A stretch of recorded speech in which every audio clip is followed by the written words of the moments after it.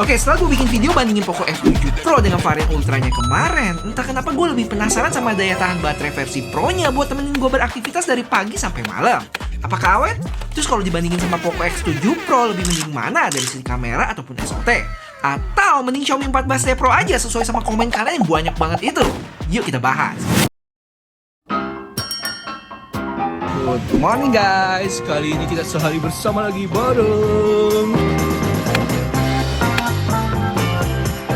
Oke guys, jadi impresi gue sama HP ini sebenarnya lebih ke netral aja sih, terutama buat kamera modulnya yang sekarang membulat di samping gitu. Banyak yang bilang mirip Tecno Spark 20 Pro Plus dan emang bener juga sih. Cuma pas digenggam, feel HP premiumnya sih berasa banget ya, dengan back kaca dan frame aluminium. Bezelnya juga termasuk tipis nih dan hampir mendekati simetris. Cuman sayangnya punya gue yang warna hitam, jadi warna framenya juga ikutan gelap, yang bikin bezelnya kelihatan lebih tebal karena nyaru gitu. Lagi asik foto bocil, tiba-tiba ada orang lain mau ikutan. Nggak akan kubiarkan. Mari kita ilangin aja dari foto ini pakai AI Eraser. Tuh, mbak-mbak tadi jadi nggak ada kan?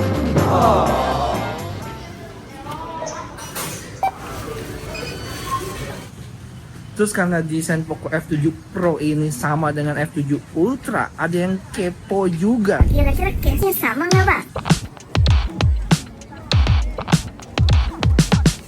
Jadi ini case F7 Ultra, dan kalau gue pakein agak nyangkut gitu ya di kamera modulnya. Terus dari sisi samping juga agak rapet gitu. Karena emang perbedaan antara F7 Ultra dan Pro version ini adalah di Ultranya backnya itu ada lengkungan tipis dan kamera modulnya emang lebih tebal ya.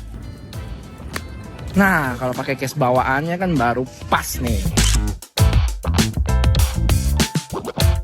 Oke guys, tadi sebenarnya cuma keluar sebentar doang, keluar lamanya nanti nih habis ini, dan update dulu ya. Sekarang jam 10:30, baterai ada di 94% ya. Kelihatan. Habis itu gue sempat main Mobile Legends yang tampilan settingannya kok berubah ya, dan gue langsung ke kananin semua aja di sini. Oh ya, buat yang kelewatan di video kemarin, jadi gue sempat tes Genshin Impact highest 60 fps. Dapat FPS rata-rata di 57,6 fps ya, yang termasuk tinggi sih. Terus untuk baterainya berkurang 9% dan suhunya ada di sekitar 42 derajat. Terus gue juga sempat tes Wuthering Waves selama 20 menit juga, dan dapat FPS rata-rata sedikit lebih rendah di 54,8 dengan suhu yang lebih tinggi 44,7 dengan baterai berkurang 11%. Total gue main sekitar 26 menit dan baterai berkurang 7% ya, dengan suhu yang lumayan hangat menuju panas dikit di sekitar 40 derajat. Sekarang gue mau siap-siap dulu dan let's go, habis itu kita cus pergi. Oh ya, dan update dulu, sekarang jam 11.40, baterai ada di 84% ya. Untungnya pakai case guys, jadi aman. Yang nggak aman adalah kemaluan.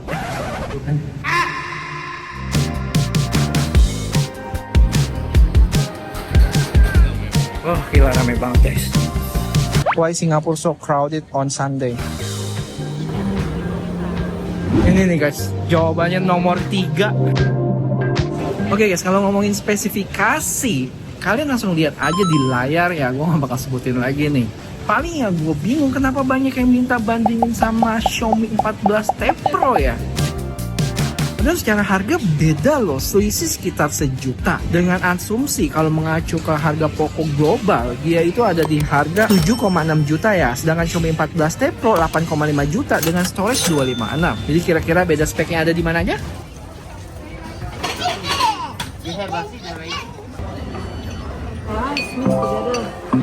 Jadi pertama itu ada di chipset yang secara Antutu sebenarnya nggak beda jauh ya, selisih hampir 100.000, Poco F7 Pro lebih tinggi dikit.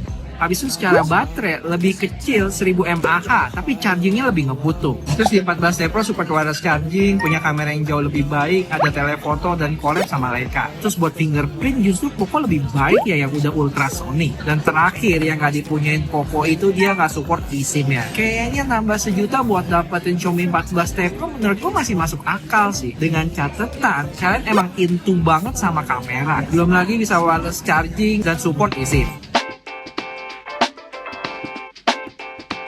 Wah gile, makanannya enak. Kayaknya masih di review di channel sebelah nih. Tapi kalau ditanya gue balik lagi ke yang tadi, kalau dibandingin lebih cocok sama 14T nggak sih? Buat speknya perbandingan kalian langsung lihat di sini aja ya, gue nggak bakal jelasin lagi. Terus kalau perbandingan HP ini sama F7 Ultra, gue udah bikin di video ini ya, kalian langsung tonton aja. Di sana gue compare dari berbagai sisi sih, jadi kalian choose aja nonton kalau belum. Tapi kalau si F7 Pro ini dibandingin sama X7 Pro, kok gue liat speknya nggak jauh beda-beda banget ya? Nanti kita bahas ini ya. Sekarang kita mau jalan dulu ke tempat selanjutnya. Kemana kita, Bu? Museum. Museum sama bocil. Ya, hujan guys.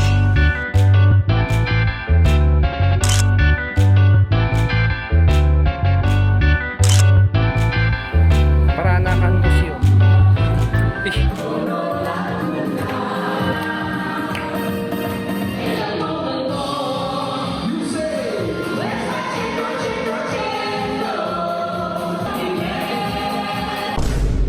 Oke guys, revisi dikit, ternyata bukan cindo tapi cendol. Betul guys, kalau kalian suka sama konsep video sehari bersama kayak gini, jangan bosen-bosen bantuin gue buat like video ini ya, bakal berarti banget. Thank you. Kalau kalian suka foto objek yang ada di dalam etalase kaca dan keganggu sama refleksinya, bisa cobain fitur remove reflection deh. Hasilnya lumayan ngebantu loh, bisa buat ilangin bayangan-bayangan gini. Jadi guys, selain Poco F7 Ultra dan F7 Pro, banyak juga yang kepoin tentang F7 regular. Yang mana dari Poco Global sendiri juga belum ada statement official tentang HP ini ya, masih nggak jelas tuh. Cuman kalau gua boleh disuruh jadi detektif-detektifan, menurut gua HP ini bakal nongol ya, tapi tanggal launchingnya bakal ikutan sama tanggal launching Poco F6 Global tahun lalu, yaitu di sekitar akhir Mei. Gue bisa ngomong gini karena ada rumor HP baru di Cina sana yang mau launching, yaitu Redmi Turbo 4 Pro dengan chipset Snapdragon 8S Gen 4 yang merupakan penerus dari Snapdragon 8S Gen 3 yang dipakai sama Poco F6 tuh. Dan perlu diingat, Poco F6 juga merupakan HP hasil rebranding dari Redmi Turbo series tahun lalu. Cuma ya analisa cupu gue ini bisa salah ya, tapi semoga benar. Kita lihat aja nanti. Dan terus mau next ke tempat selanjutnya tapi hujan. Jadi kita update dulu, baterai ada di 65%, jam 3 ya guys. Kirain orang. Tapi bohong. Hujannya, hujan gede bilang. Hujan gede. Iya. So dulu guys, beli makanan di situ. Oke guys, mari sekarang kita ngomongin perbandingan antara Poco F7 Pro kalau dibandingin sama X7 Pro ya, yang mana punya harga lebih dari 3 juta kalau mengacu ke varian 512 GB-nya. Dan menurut gue ini patut dipertanyakan sih, karena beda spesifikasinya nggak terlalu jauh juga.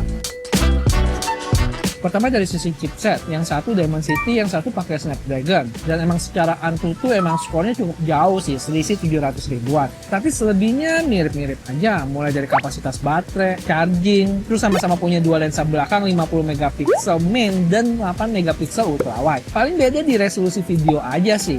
Sama satu lagi tuh teknologi fingerprintnya beda tuh. Udah itu aja kalau secara spek. Cuman kalau di luar itu yang paling kelihatan lebih ke build quality-nya. Dimana F7 Pro ini backnya dari glass dengan frame aluminium. Beda sama X7 Pro yang dari plastik untuk back dan frame-nya.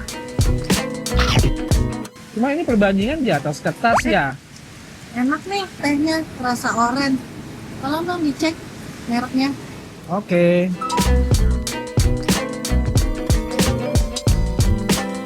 Sorry sempat keinterupsi tadi. Cuman ini perbandingan yang ada di atas kertas ya. Kita nggak tahu deh untuk realnya nanti kayak gimana. Kayaknya masih kita lakuin tes langsung sih. Kayak biasa misalnya performance, gaming, kamera, AI, dan lainnya. Kalau emang butuh diduelin khusus, kalian kasih tahu di komen ya. Dan kalaupun jadi mungkin gue bakal lakuin setelah harga resmi si Poco F7 Pro nya keluar di Indonesia kali ya. Nanti baru kita bikin.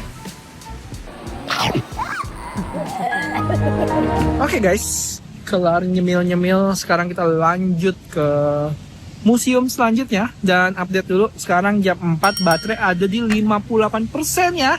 Kita cek SOT-nya berapa. Oh, dapat di 3 jam. Sampai akhir dapat berapa ya SOT-nya ya? Penasaran juga nih gua. Ini buat keringin payung guys.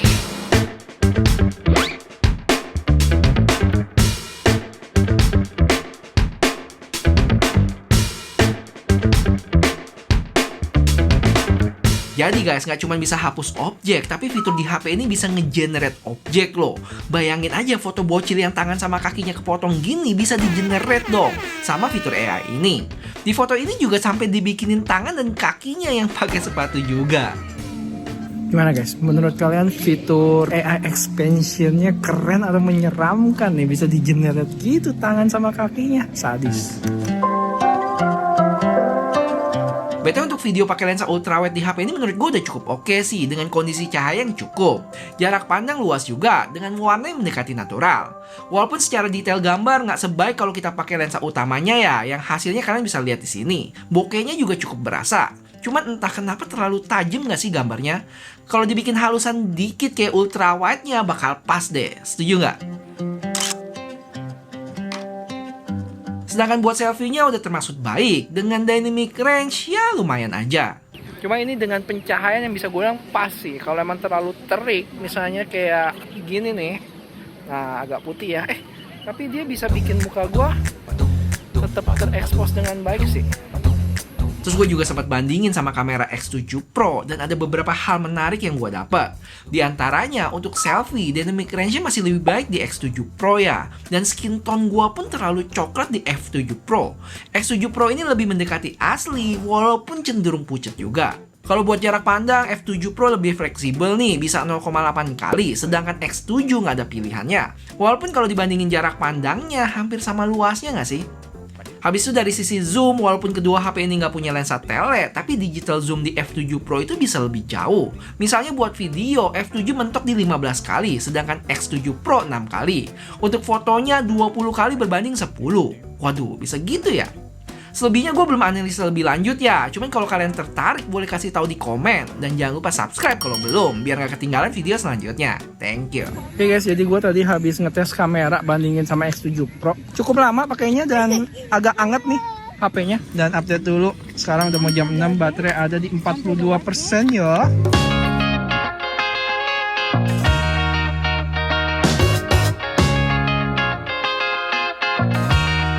Oke, kalau ngomongin HP Poco F7 Pro ini, sebenarnya ada 3 hal yang benar-benar gue sayangkan banget nggak ada ya. Yang pertama itu dia nggak ada bypass charging, kedua itu dia nggak support eSIM, dan ketiga itu USB-C-nya yang masih lambat ya buat transfer data.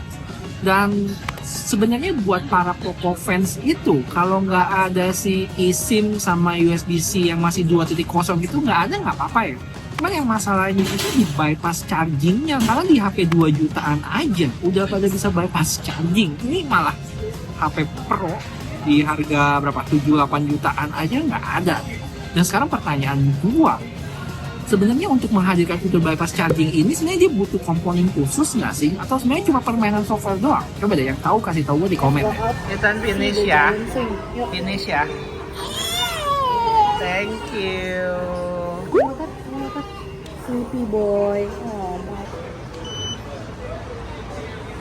An iPod!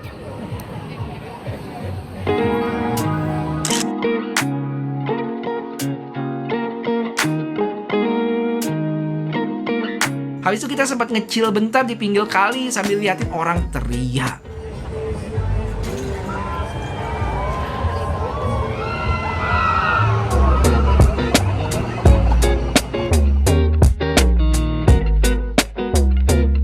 Oke guys, sebelum balik gue mau bandingin sekilas aja kamera antara si F7 Pro dengan X7 Pro.